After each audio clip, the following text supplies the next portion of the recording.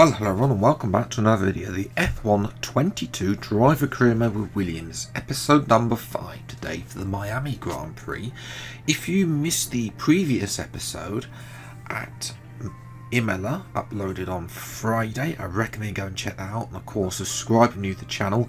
See plenty more F1 22 Driver Career Mode videos. There's going to be 3 per week for the next 2 weeks. As well, just a note for that. Moving to R&D, we're going to repurchase some failed upgrades. That's becoming a laughing stock of this career mode. We're also going to get a weight reduction and weight redistribution upgrade as well. So try and get this Sashi, because it's, let's be honest, the car's woeful. Yes, we got a department event, but it's basically, I'm liking some of the department events, like the durability one we had earlier was really cool. With, you know, that's actually quite a nice addition to driver career mode. But this stuff about being a rival should be a part of the media stuff still, but they've removed Claire, so yeah, that's really annoying, you know, because the cutscenes makes the game a bit more immersive than just having a blank questionnaire. But anyway, talking of R&D, Ferrari have brought yet more upgrades as they look to go even further out of sight at the top of the championship. Leclerc is being invincible so far. Alfa Romeo have caught up to Alpine, but for us, not great in terms of performance. Aston Martin start to move away, further away again. But also to note for this episode, as I mentioned in the previous episode at Imola, we're going to take a brand new brand new engine and gearbox, because I think we're going to need it. We've got 6 extra races than usual as well, and the gearbox is already at 65%. Obviously, the gearbox has changed for this year. Because you still have the same allocated gearboxes, but obviously it's like the engine now, you don't have to make them last 6 races, and also done away with the practice gearbox, so there's obviously a lot of wear coming from the practice as well. So yes, to qualifying then, we're currently in the 15th place, so let's make that 16th place, as Albon takes 15th away from us behind Verstappen on the front, on pole position as it stands, as we come through this first corner, this first section.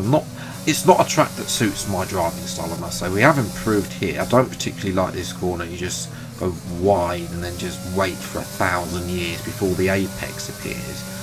We have made 2/10 up, half a second faster than Zhou Guanyu in the Alfa Romeo. But as DRS comes, again, the AI, this is a track that has bad traction zones, so as well. But you know, we were half a second up in the first sector. This course section is, I mean, these section of corners are here just dreadful. Whoever came up with that idea, why? And then whoever put the DRS detection after the corner as well.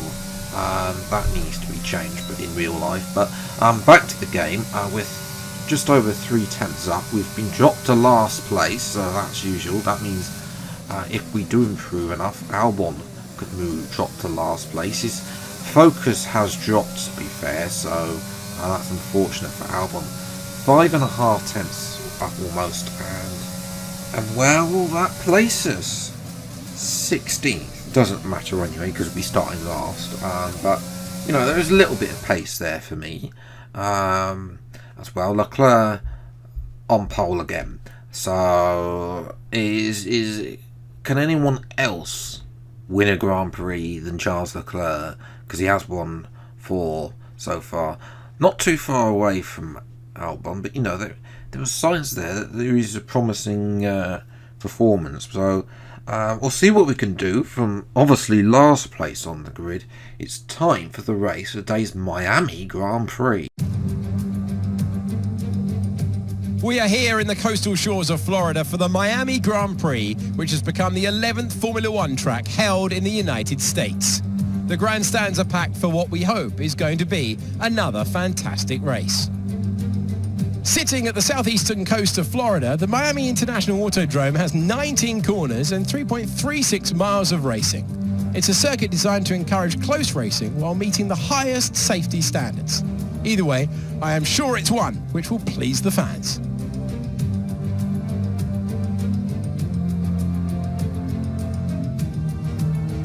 Let's run you through the driver grid order for today's exciting race. An immense lap from Carlos Sainz yesterday puts him in pole position, edging out Max Verstappen, who will start from P2.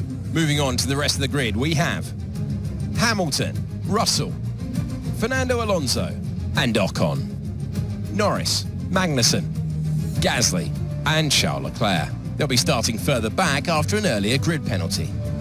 Mick Schumacher, Bottas, Daniel Ricciardo and Perez, Tsunoda, Stroll, Guan Yu Zhou and Sebastian Vettel, Albon and Phoenix. Which of these talented drivers will come out on top today? Anthony Davidson joins me once again in the commentary box, and it's fantastic to have you here with us today. But I'm curious, as a man with experience out on the track, how do you stop those pre-race nerves from becoming overwhelming when you're lining up on the grid? Well, I imagine they'll be starting to feel the adrenaline as they anticipate the rundown into turn one, a bit like preparing to go into battle. The unknown situation will bring nerves, but that's a good thing. It will keep them focused on the moment and on their surroundings as we build towards the start of the Grand Prix.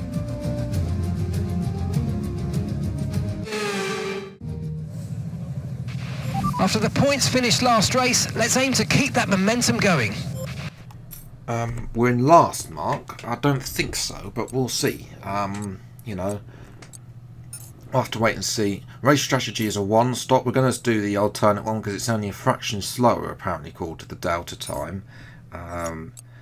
Magnussen has decided to join me. Thinks it's also the faster way, but he's the only one as well. So we'll see what we can do from last on the grid. 5 red lights then. The first Miami Grand Prix in this career mode. Lights out and away we go, and initially it's a good start, but then of course, as usual on this game, the second phase, the traction comes through and the AI just pull away. I'm going to dart down the inside, turn 1. Stroll pinches me to the curb. We've lost out to Stroll and Tsunoda. Zhou, though, has gone there for good reason. Zhou got squeezed out there because we were 4 wide at one point as well, and we get past Zhou as well, who's lost a position to Vettel. So we're going to have a look around the outside of pretty much 4 or 5 cars there. I'm going to get the inside on Perez. Yes, we can. Up to P14, a lovely little move there.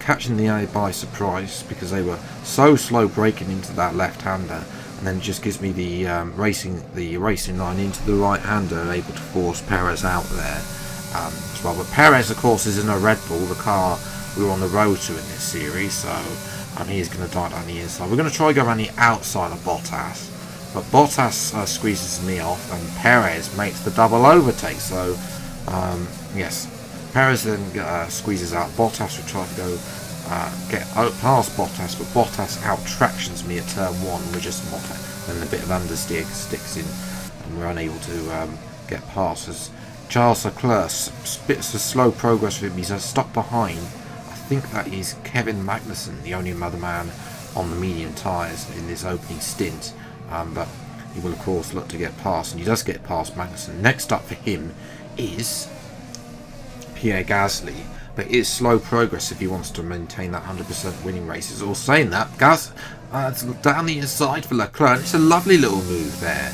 into the faster left right-hander there as well. As we're battling Gasly's teammate Tsunoda, he goes down the outside though. We're able to sort of defend that position, which helps me out defending the inside. That is a top tip, because then for the second DRS down the start-finish straight, they don't really have enough. They lose out, so they're not unable. They're clawed up the time back. As watching Carlos Sainz, by the way, he has jumped Max Verstappen because Verstappen got the lead on the start. So Sainz back in the lead there. As we're watching Albon, who's gone into the back of Zhou Guanyu coming out of the pits. and Albon has decided to retire from this race. Maybe suspension damage for our teammate there, so his pointless streak continues. As well, his focus isn't very high as well, so yes, for us, we're just a sitting duck for pretty every man and his dog at this moment, as Hamilton, we're not really going to race Hamilton, and we could defend the inside. He's just far too far ahead this moment in time. And next up, I'm pretty sure, will be George Russell, as he goes past on only a lap and a half later, which Hamilton's now just run away 5 seconds of fast away. Russell's going to get past, and the knock-ons are going to go past. Even though we have DRS and Russell, they just fly away with the traction. It's just I'm unable to race properly the AI at this particular track. As I mentioned before, it is a huge problem for this game. So we come into the pits then at the end of lap number 9 to make our sole stop onto a set of soft tyres as well. So you know, we're finally going to get rid of these horrible tyres. Unable to get that optimal one, so we've still got a good 2.8 second stop, which isn't bad. But you know, I want the optimum. We need that optimum to start making this work. It's only a matter of time before hopefully it's only a matter of time before I find the optimum. We've come out 2.3 behind Stroll with 4 laps remaining. 5 laps remaining. We're trying to catch up to this battle between Daniel Ricciardo and Yuki Tsunoda for P14. Ricciardo was ahead quite a way, so I don't know if Ricciardo got front wing damage in the pits, or something, had a front wing change, because he was miles ahead. As we jump to the final lap then, we've taken that 2.3 seconds out of this lot, but we're just unable to get past. The nature of this track doesn't promote overtaking. And then watch what happens here. It's 3/10 the exit. Now you're going to see, you know, I mean, this is just a joke how fast Ocon is able to get away.